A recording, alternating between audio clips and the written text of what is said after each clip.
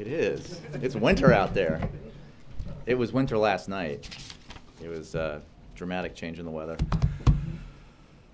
at that late hour that I went home. So, given that, we're going to move very quickly through this briefing today. But I want to welcome you to the first full day of the President's second term. It's a tremendous honor and privilege to be here working for this President and for the country. And I know, because I remember being where you are, what an honor and a privilege it is to be where you are, covering a White House. So with that, I just want to say thanks, and I'll take your questions. Julie. Thank you. I know last week you said that you were encouraged by the House Republicans' decision to move forward on a debt ceiling package, but I'm wondering if you support the specific proposal that they're going to vote on tomorrow, this 3-month extension. Let me say a couple of things about that. First, the President has always been clear that it is not good for the economy to raise the debt ceiling in increments or short-term periods, that what we support is a long-term raising of the debt ceiling so that we don't have any doubt or uncertainty for businesses or the global economy about the simple proposition that the United States always pays its bills. Having said that, what we saw happen last week was significant in our view. The House Republicans made a decision to back away from the kind of brinksmanship that was very concerning to the markets, very concerning to business, very concerning to the American people. This, the simple proposition that they would insist on cuts to Medicare, Medicaid, Social Security in return for doing their job, paying their bills. That was obviously something the President could not and would not support. That's why he made clear he would not negotiate over the debt ceiling. So the fact that the House Republicans have made this decision is certainly something that we welcome. But do you support the idea that they're going to vote on something that would only continue this for 3 months? Well, we support the idea that the debt ceiling ought not to be a political football that, by becoming that, does damage to our economy. So we want to see the debt ceiling sort of removed from the process of the very important debates that we have over what we pay for, how much revenue we bring in, how we get our fiscal house in order in a way that helps the economy grow, protects vulnerable citizens, seniors, and middle-class families, and moves the country forward. So we'll see what the Congress produces, what emerges. There are obviously concerns, I think, both in the House and the Senate about some aspects of this, and once it does, we'll evaluate it. But I just want to make it clear that what happened, as I think most of you reported, was a very significant development in terms of de-escalating the sense of conflict over this and reducing fear about a process that always had the potential of spinning out of control, as it did in the summer of 2011, which caused such great harm to our economy, created the month in August of 2011 that was the lowest month in terms of job creation during this entire recovery. Certainly did harm to the markets and overall economic growth. So we welcome that development. So this is basically better than nothing, but still not. Again, we don't expect. We take heart from the numerous statements by Republicans leading up to this decision, statements in which Republicans made clear that it was not the right thing to do to play chicken with the full faith and credit of the United States. It was not the right thing to do to try to extract demands from the President and the Democratic Party in exchange for doing the responsible thing, which is paying the bills that you've already incurred. And we believe when Senator Cornyn or others say, we will not default, period, we will not let that happen, that we believe that's true, and hopefully that will inform decisions made by Republicans in Congress going forward. In the end, it's in the long-term interest of the United States economy that we remove the debt ceiling from this process that creates uncertainty, harms economic growth, does damage to the middle class, puts a stranglehold on markets. I mean, none of the outcomes here are good. We can, as the President made clear, negotiate in good faith towards further deficit reduction, towards putting our fiscal house in order. We need to do that, and the President is eager to do that. More deficit reduction in a balanced way. We have already achieved nearly $2.5 trillion in deficit reduction, but there is more work to do. But we have to do it in a way that's fair and balanced. And then just quickly on climate change, the President was pretty extensive in his remarks on climate change in his inaugural address yesterday. What was he trying to signal about where climate change would fall on his priority list in a second term? And is there any upcoming action that you can point to that he's going to take on that topic? The President has been clear since he took office that tackling climate change and enhancing energy security was and will be among his top priorities, in the second term. And yesterday he reiterated that commitment, as you said, in his inaugural address. Let's take a step back and look at what the President was able to achieve in the first term. He took historic action, his administration did, to confront climate change, including proposing the first national standard for harmful carbon pollution from new power plants, as well as establishing unprecedented standards for cars and trucks that will slash emissions of carbon pollution while at the same time saving consumers billions of dollars. And it's often forgotten because if this is an executive action that he did in concert with major automobile companies, but taken by itself, this single action did more to reduce carbon pollution than any other action that has been taken, in our view. And we need to continue to build on that, and the President intends to continue to build on that progress in the second term.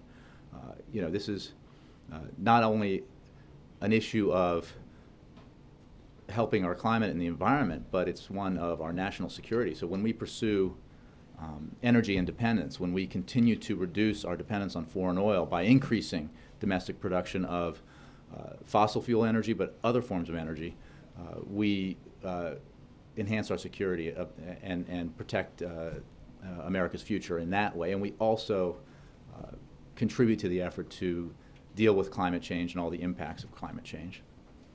Reuters. He also talked about immigration yesterday, Mm-hmm. Jay. How soon will he submit a plan, an immigration overhaul plan, and how quickly will he do that? The President has spoken to this in the last several weeks, and he made clear his intention to act on this very important issue early in his second term, and he will keep that commitment. I don't have a programmatic timetable for you today, but you can expect that he will move forward with that. And I would remind people that comprehensive immigration reform, like so many of the issues that he talked about yesterday, is something that we can unite behind, that we can come together to act on. It has been an issue in the past that has enjoyed bipartisan support from very prominent Republicans as well as Democrats. It's the right thing to do. It's the right thing to do for our economy. As the President said, we shouldn't be giving foreign students degrees in computer science and engineering and then expelling them from the country if they want to stay here and build businesses and help our economy grow. So this is something that he hopes and believes will enjoy bipartisan support when he addresses it, and he will address it early in his second term. Separately, the Nebraska governor has approved the route for the Keystone Pipeline. How is this going to impact the project? I mean, can it now go forward? Well, there are stages in this process. As you know, the State Department is conducting its assessment as appropriate and as has been standard over the years on behalf of the federal government. And I don't want to get ahead of that process. When the State Department has something to move forward on, we'll obviously address that issue when it does. But it's interesting. You mentioned the Nebraska governor. This whole process, as you remember, got sort of derailed because of insistence on sort of politicizing something that was not political. It was a process that followed the format that had been used in the past in terms of the State Department's role in improving these kinds of pipelines when they cross international boundaries. One of the things that delayed or postponed this process had to do with the opposition of the Nebraska governor and others in that state to the route that Keystone was proposed to take, the pipeline was proposed to take. So I think it's just an instructive reminder about how this ended up where it is now. But for now, the State Department has the reins. Just clarify on that, the next and final stages for the State Department to give final approval to the route, and that's I would refer you to state on where they are in that process and what happens. I would have to refresh my memory on how that process then works from there. But right now, I don't want to get ahead of it because State Department has it. That was, as you know, when we all discussed this issue a lot last year. That is the stage that was necessary. But and you're in receipt of the letter from the governor of Nebraska. I, They said I don't know personally if we are, but I don't dispute that we are. The president laid out a number of priorities for his second term, not just immigration and climate change, but also he talked about tax reform, deficit reduction, as well as expansion of rights. Is there one among them that is his top priority? And let me stop there. His top priority is what it has been since he began running for this office in 2007, which is to restore the middle class and the sense of security that the middle class had been losing in the decade prior to him taking office. So all of these agenda items that you mentioned are in service of the bigger goal here, which is to help the economy grow, help it provide more security to middle class Americans, help it provide more ladders of opportunity to those who would move into the middle class. So that is the animation behind everything he does when it comes to especially to domestic policy. And it is the sort of motivating factor behind what he talked about yesterday. Does he feel that moving on deficit reduction this year is imperative to expanding the opportunities for the middle class? Absolutely. He wants to build on the significant deficit reduction that he has already achieved with Congress, close to $2.5 trillion in deficit reduction. There is an opportunity here that we saw in the negotiations with the Speaker late last year that if we move forward on it, could allow us to achieve additional significant deficit reduction that, taken as a whole, will mean that we will have hit the target of $4 trillion over 10 years, which will allow us to reduce our deficits and debt as a share of GDP in a way that will enhance economic growth and job creation. So that is absolutely something he's committed to. We've spent a lot of time over the last couple of years on this issue, and he hopes that as we move, now that the Republicans have appeared to set aside flirtation with default as a means to move forward in these negotiations, that maybe we can make some additional progress. And finally, is the president personally aware of the criticism the speech has received from some conservatives who feel it didn't do enough to reach out to them, that it didn't include enough olive branches to Republicans? I haven't spoken with him about that. I would simply say that broadly the speech seemed to have been well received, and that it's like what you heard the president talk about yesterday is completely in keeping with the major speeches he has given throughout his national political career, going back to the convention address in 2004 in Boston, where he talked about the fact that, as he did yesterday, we are not Republicans or Democrats first, we are Americans first. And he made clear at the end of his speech yesterday that the oath he took, both yesterday and the day before, is very similar to the oath that members of Congress take, very similar to the oath that men and women in our armed forces take, and similar to the pledge that we make to our flag, every American makes. And the fundamental fact there is that we make these pledges and we give these oaths not to a party, but to our country. And even though we have our differences, we need to act together to achieve things for the common good. And that has been our history as a country, and that is what the president believes will be our future in the next 4 years and beyond. Because some of these fights that we've had, these disputes over the role of government, will obviously continue. They won't be resolved, and we can't wait for them to be resolved before we act. And I think despite all of our differences in the last 2 and 4 years, we have achieved significant things together. And the president looks forward to doing just that. Some of the items that he talked about, I mean, it's hardly like we were just talking about comprehensive immigration reform. That's not some of the leaders of that effort are major figures in the Republican Party, George W. Bush and John McCain. And that could be and should be the way it will be in the future, and the president hopes that's the case. John. Clarify for me the 3-month extension on the debt ceiling. Does the president encourage members of the House to vote for that bill? And will he sign it? Would he veto it? What's the position on the bill? As I said, the bill still has to overcome some concerns expressed by members of the House and the Senate before it can pass both chambers and reach the president's desk. if it does and it reaches the president's desk, he would not stand in the way of the bill becoming law.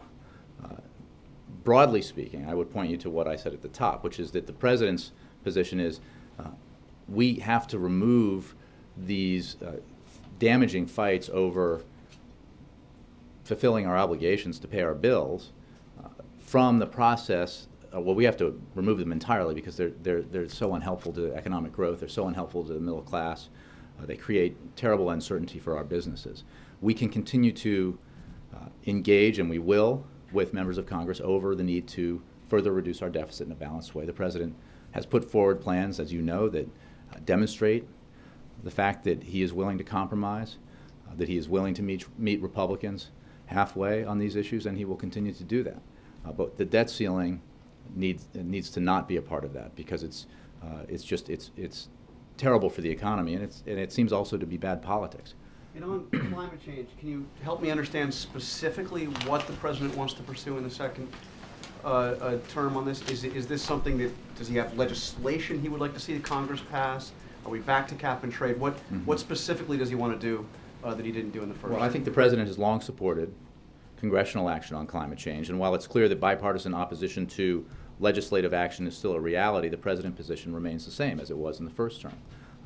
He looks forward to building on the achievements made in the first term, and he looks at this in a broad way, because this isn't, deficit reduction, for example, is not a goal unto itself. We pursue it in a way that helps our economy grow and helps it create jobs. Otherwise, it's not worth the effort in his mind. Climate change is not, you don't pursue action that helps deal with that problem just because of the problem itself, but because there are huge opportunities there in alternative energy. I mean, whether anyone in Washington or elsewhere likes it or not, clean energy technology is going to be a huge part of the 21st century global economy. We can make choices now that ensure that those industries are domestic, that we dominate those fields of endeavor, and we create the jobs associated with those industries here in America, or we can substitute our dependence on foreign oil for a dependence on imports of clean energy technology. So the president believes that would be short-sighted. So he looks at this in a more holistic way, and he will move forward in implementing some of the actions that he took in the first term and building on the progress that was made in the first term. He dedicated more of that speech to climate change than any other specific policy area. I would encourage everyone who looks at the speech not to break it apart, because we view the inaugural address, the president views the inaugural address and the speech he will give to Congress on February 12th, the State of the Union address, as part of a package. That's two parts of a package. And as it has been tradition, and a tradition the president is keeping, inaugural addresses tend to be about the president's vision. That certainly was the case yesterday, about how we move forward together as a country, policy specifics, and I think for those who do this in Washington, like number of words dedicated to each issue and which position they achieve in the address, I'll probably discourage you from doing that after he gives the State of the Union, but it's more appropriate for an address like that. But why did it have such a prominent focus in this speech and such a relatively narrow focus, if at all, in the campaign? Oh, well, I contest that assertion, because in fact he raised the challenge of climate change frequently in the campaign. He talked about it in press conferences and recent press conferences, as well as when asked about it, he addressed fully his commitment to dealing with this challenge and the impact it has on our economy and our people. So, it's an important issue. It's a priority, but it is not a singular priority. It is one of a host of priorities that he believes we can act on if we work together. Did he run a single ad during the entire campaign that invoked climate change? I would refer you to the ad makers. I decided early on in that process not to view every ad that was broadcast, because who would have the time? So I can't remember, but it was certainly an issue that he talked about frequently on the campaign trail, and it's one that he believes is a priority. Major. So to follow up on Jonathan, cap and trade the legislation that died in the Senate in 2010? Is that the beginning point for the president? I think I A lot just has said happened- that the president has long supported congressional action, but he recognizes that A lot has happened in the there's intervening 2 bipartisan years. opposition to legislative action, as there was in the first Does he term. think something new needs to be drafted? Again, I'm not going to speculate for you about future actions. The president made clear that he believes it's a priority. He has a record already of historic accomplishments in this area, but more needs to be done, and he looks forward to building on the progress that was achieved. But I'm just trying to figure out how his prioritization translates into new legislative action. Again, I don't have any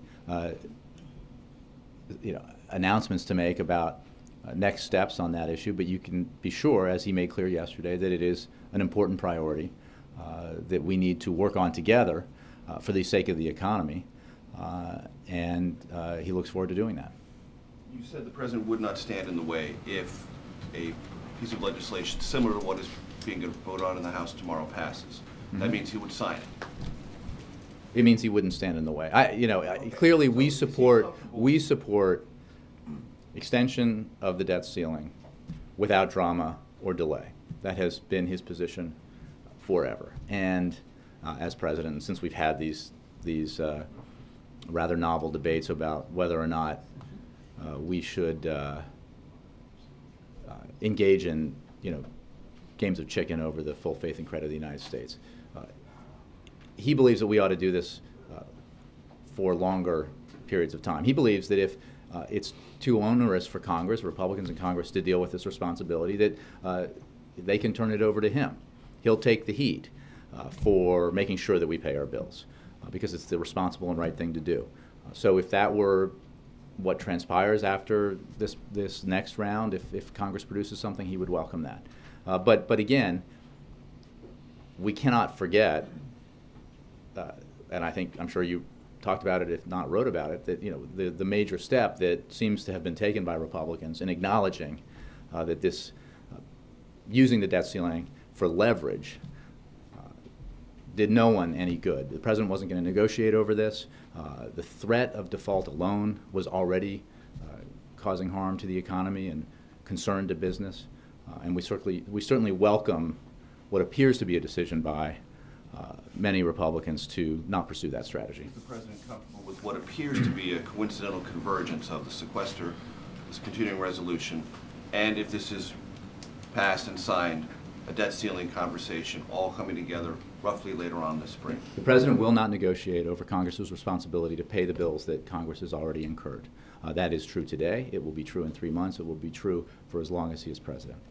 He has always indicated his interest in and desire to work with, engage with, and negotiate with Congress over how we continue to reduce our deficit in a responsible, balanced way, and he will do that.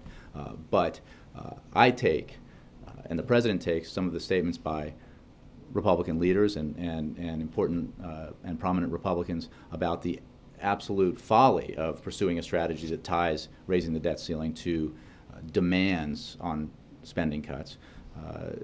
The fact that it is a folly, we take heart in that because we believe it's good for the economy to cease that practice. We're not going to engage in it anymore in 3 months, and we were going to engage in it now. But we will work with Congress on moving forward with balanced deficit reduction because it's important. Following up on one of the other questions, do you reject some of the characterizations of the speech as different in tone, different in substance from what the president has said before? There are those who are describing it as a more forceful and more confident embrace of the president's underlying liberal approaches to politics. Many have described the speech that way. You would reject that. Well, I would say that it was forceful. I would say that it was confident, and it was confident not in the sense of self-confidence, but confident about the potential that America has at this moment if we seize the moment and work together. I would reject the idea that this was an ism speech. This was, in fact, the opposite of that, and that's why it is tied, I think, very clearly to the speech that the president, then Senate candidate, gave in 2004 in Boston, and is linked to so many other major addresses that he's given, which is he focuses on the fact that we are Americans first. And I hardly think that pursuit of equal rights, pursuit of comprehensive immigration reform, pursuit of sensible policies that deal with climate change and enhance our energy independence are, ideological. And the only ism that was a part of that speech was his rejection of absolutism.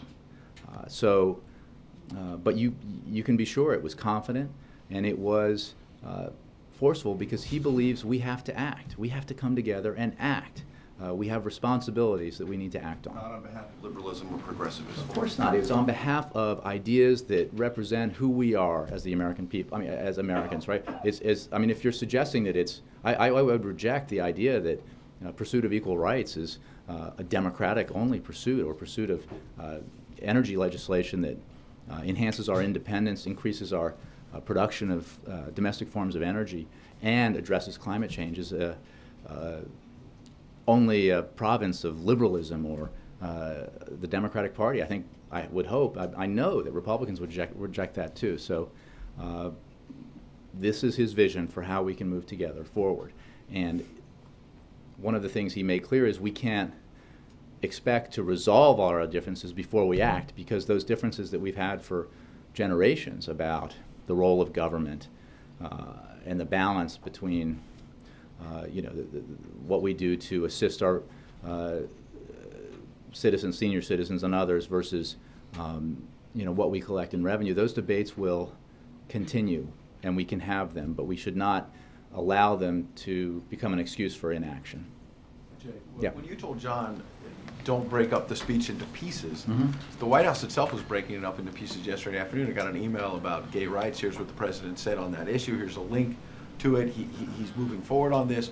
And you did that with specific issues. So my question is, you broke up the speech into pieces, told your supporters, hey, he's pushing on these things. But now it sounds like today you're saying, on climate change, we don't have anything specific. Wait, Ed, first of all, What are you going to do? the president will build on, when it comes to climate change, Yeah. the progress that was achieved in his first term. And he looks forward to doing that on behalf of the economy, on behalf of the environment. He will build on the progress that was made in achieving equality for LGBT Americans. And again, that is not a proposition that that he believes will be embraced only by one political party or faction of the country, because there's a link here between the March on Washington and Seneca Falls and Stonewall. I mean, these are the pursuit of equal rights is one that Democrats and Republicans have worked on together. But Major said cap and trade, and you said, well, he wants legislation. You didn't say, so he does still support cap and trade, or no?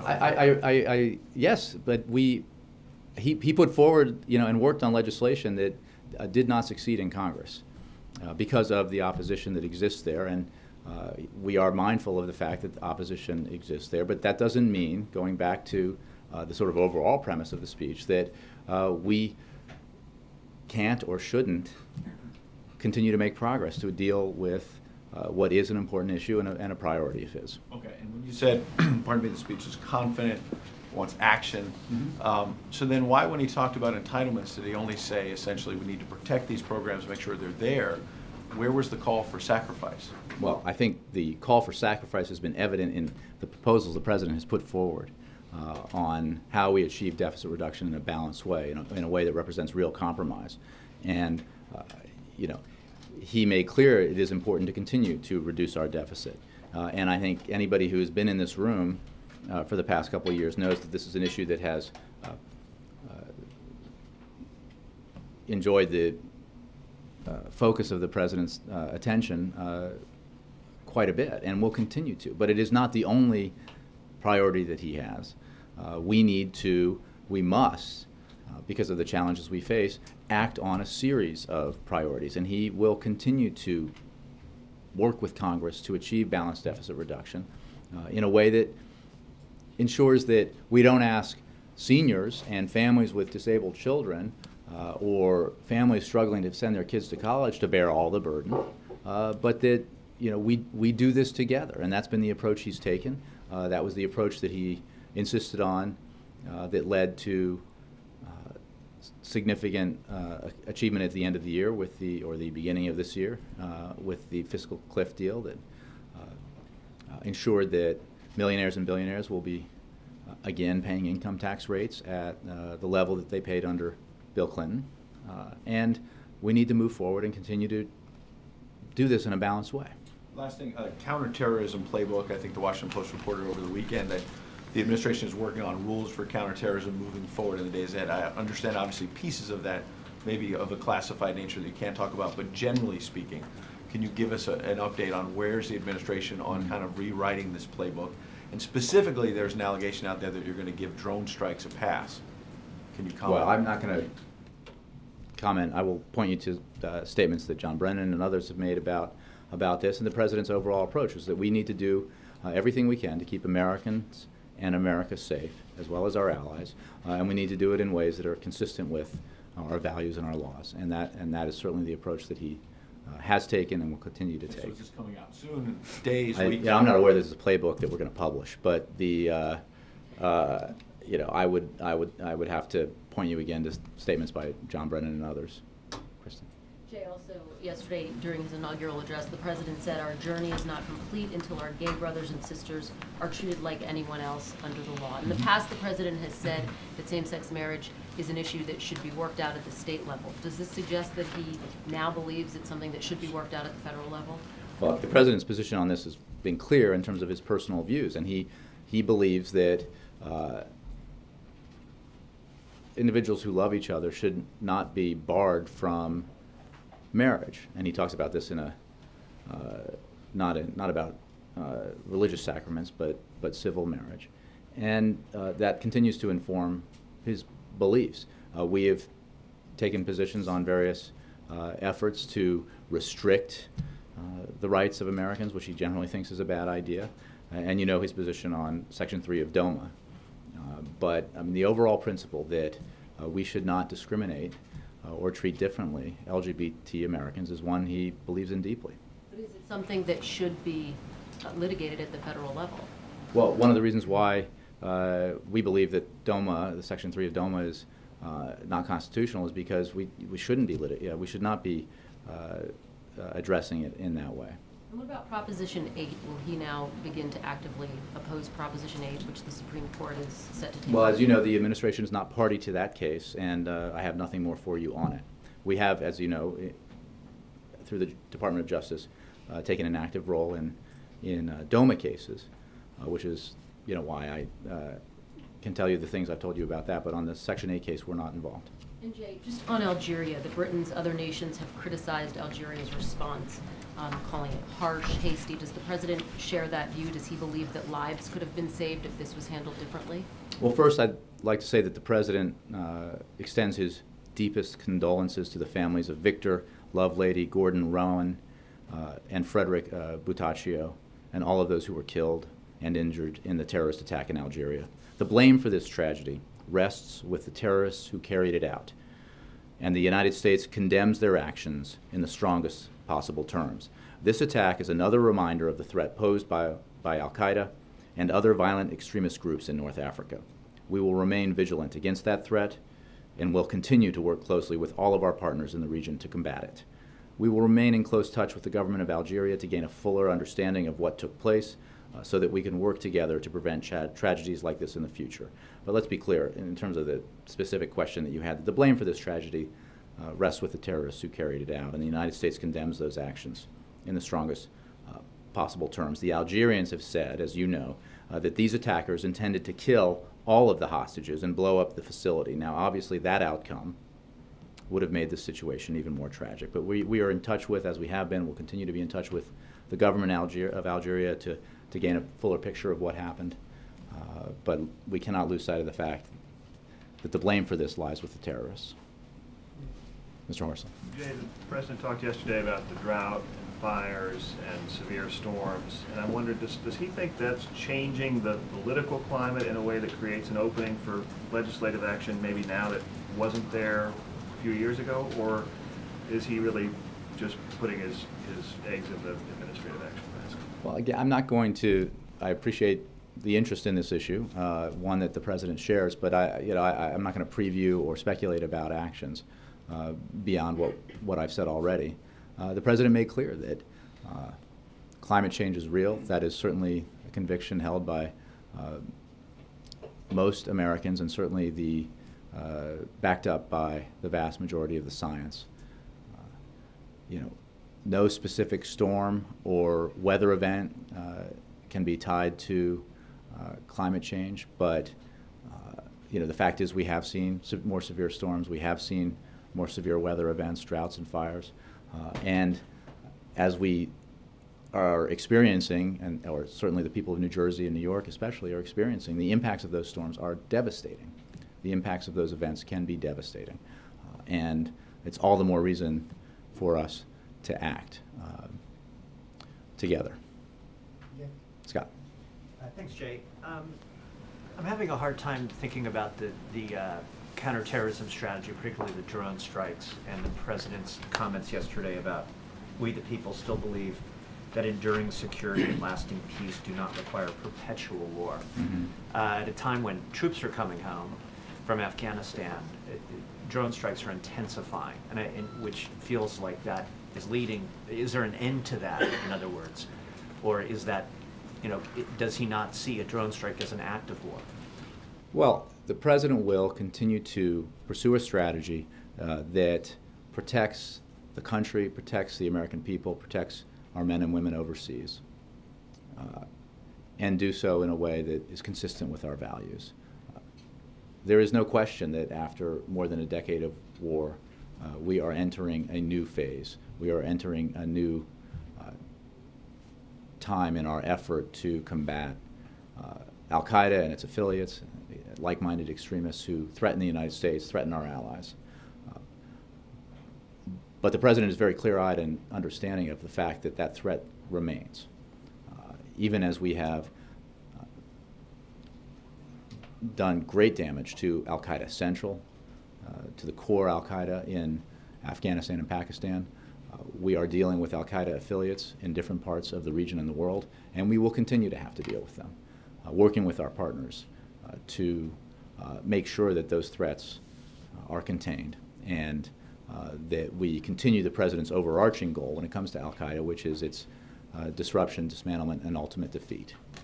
He's made great progress. The administration has made great progress thanks to the remarkable work of our armed services, the remarkable work of our intelligence services, but that effort is not done, and we cannot be anything but vigilant in pursuit of that effort. One other, Israelis vote today, and it looks like government that will emerge. Some of the key components of the coalition will be opposed to any talks with the Palestinians, any talks, the idea of a two-state solution. What's the administration's strategy to engage a government like that? Well, first of all, we don't want to get ahead of election results. Israel is a vibrant democracy, and we look forward to learning the results of that election when they are available. And we have to wait and see the makeup of the next Israeli government and how it approaches long-standing critical issues, including the one that you talked about. The United States remains committed, as it has been for a long time, to working with the parties to press forward the goal of a two-state solution. That has not changed, and it will not change. We will continue to make clear that only through direct negotiations between the parties can the Palestinians and Israelis address all the permanent status issues that need to be addressed and achieve the peace that they both deserve. Two states for two peoples, with a sovereign, viable, and independent Palestine living side by side in peace and security with a Jewish and democratic Israel. We also continue to believe that unilateral action by either side does not help the cause of reaching a peace agreement. And we have made that clear to both sides, whether it's settlement activity or unilateral actions at the United Nations. We make our view very clear. In long-term planning on this issue, which the president has cared about in the first term, do you think about the possibility that in this term that framework that began in the early 90s may collapse, and how to manage it? This is a challenge, and always has been, for U.S. presidents and administrations, and for everyone in the world, each country that has been engaged in this process in trying to help bring about a peaceful resolution of the Israeli-Palestinian conflict. If it were easy, obviously it would have been achieved. And this president's committed to continuing to work with both parties, continuing to encourage both parties to engage in direct negotiations to help bring about resolution of the permanent status issues that can allow for the outcome that I just described. But there's no question that it's hard work, and for that reason alone, I would refrain from predicting success over the next 4 years. I think we will simply continue to work on it. Jared. Jay, yesterday, how and when was the president briefed on the Algerian hostage situation? He was updated on it throughout the last several days. I don't have a specific mode of how he was updated on it by his national security team, but he has been very on top of it. But during the inauguration ceremonies, or if anything, was he ever pulled aside? Again, I don't have anything specific on that for you. As you know, wherever he goes, he travels with a national security official. He is obviously in constant communication with his national security team on matters like this and other matters, and he was regularly updated on the situation. So there wasn't any particular moment yesterday where he was told Yeah, not that Americans I had died? I don't have that level of specificity for you, but you can be sure that he was updated regularly on the events, as he has been and had been over the previous several days, going into late last week, and updated on both what we knew and on various reports that were conflicting. And this was a process that played out over a number of days and obviously ended in a tragic result. And he was updated all along. Yes. Yep. And then Reed. Jake, related to the other question about Israel, Mm-hmm. I know you're not going to read out any travel plans at this point, but can you talk about the priorities for the president in terms of international travel as he begins the second term? For example, would a visit to Israel, Palestinian territories be in that list? Visit to Moscow for talks with Putin, et cetera? I don't have any scheduling plans to announce or priorities to put forward. The president will continue to travel as he did during his first term, continuing to pursue the development and deepening of our important multilateral and bilateral relationships around the world. He will participate in various summits and conferences as he has in his first term, but I don't have any specific travel announcements to make. I think Reed, yeah. Yeah, following up on Kristen's question earlier, does the president believe that gay marriage should be a state issue or a federal issue? I think I addressed that. The president believes that it's an issue that should be addressed by the states. As you know, and I can make it clear, that the president's personal view is that it's wrong to prevent couples who are in loving, committed relationships and want to marry from doing so. The values that the president cares most deeply about are how we treat one another and respect one another. For him, it just boils down to treating others the way that we would want to be treated ourselves. And the president has made it absolutely clear that his views are about civil marriage, as I said, not religious sacraments.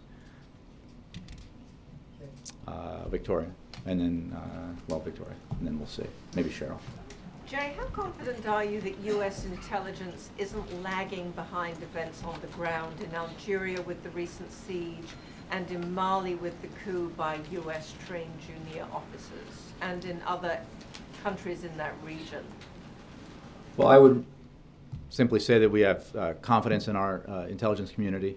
I would note that the siege in Algeria was of a private British petroleum facility. It was not a government facility, a U.S. facility. And we are working with France and support their effort in Mali and believe that the goal of preventing terrorists a safe haven is an important one, as we've talked about. Yes, in the back, in the purple shirt. Identify yourself. Jeffrey Cunningham, Saudi Press. Nice to see you. Nice to see you too. Thank you. In the second term, does the president plan on addressing his first campaign promise to close the detention center at Guantanamo Bay? Well, as you know, the president remains committed to that. He agrees with military leaders as well as his immediate predecessor that we ought to do that. There are obviously obstacles in Congress to that, but we will continue to work towards that goal because he believes it's in the best interests of our national security. Thanks, Jay. I did say Cheryl, yeah. Thanks. Jay, on Friday in your debt limit statement, you urged Congress to pass a clean debt limit increase, did you have a specific concern that you used that language? And also, do you think that the Senate should be required to pass the budget? I believe Senate leaders, Democratic leaders, have addressed this question and have said that they intend to move forward with the budget. Having said that, I would note, as I have in the past, that anyone who believes that the stalemates and confrontations we've had over fiscal and budget policy over the last couple of years have been because of the Senate action on the budget, I think misunderstand the situation. The President's been very clear about his budget priorities. He has put forward specific and detailed budgets. He has engaged with Republican leaders to try to achieve bipartisan compromise resolutions that reduce our deficit in a balanced and fair way, and he will continue to do that. So I would point you to what the Senate said, Senate leaders have said about their intentions. In terms of clean, we simply, I think that reiterates the point that we've been making all along, that we won't negotiate, we won't allow the American economy, the American people to be held hostage over whether or not the Congress is going to, in this case the Republicans, are going to allow the debt ceiling to be raised, because it's incredibly damaging. And you know, you can't, again, I think we've hopefully crossed this bridge, at least for now, which is a welcome thing, and I think welcomed by the business community, welcomed by middle-class Americans, regular folks, welcomed by the global economy and the markets, and that can only be to the good. Thanks all.